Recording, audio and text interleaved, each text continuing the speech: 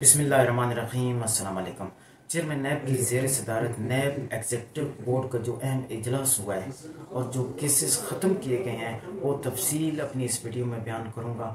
میں ہوں فیصل وزیر ملک، آپ لوگ مجھے فیس بک اور یوٹیوب پر جانکار ہیں۔ جو دوست نئے آئے ہیں چینل پر، ان سے گزارش یہ ہے کہ چینل کو لازمی سبسکرائب کر دیں اور کمنٹ میں اپنی رائے کا اظہار لازمی کریں۔ ناظرین کرام، نواز شریف کو نوازا جا رہا ہے۔ ایک سپریم کورٹ کی طرف سے اور قاضی فائز عیسیٰ کی طرف سے نوازشات کا جو سلسلہ ہے وہ جاری ہے۔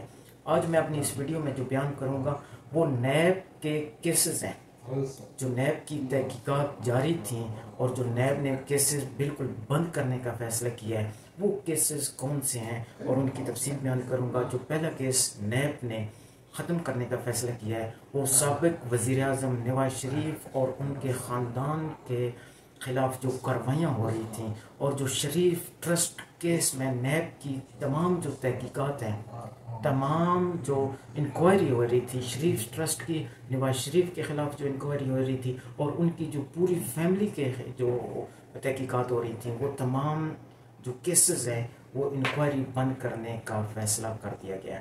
اس کے علاوہ آئی جی اسلام آباد اکبر ناصر خان کے خلاف سیف سٹی کرپشن کیس کی انکوائری بند کرنے کا فیصلہ کر دیا گیا۔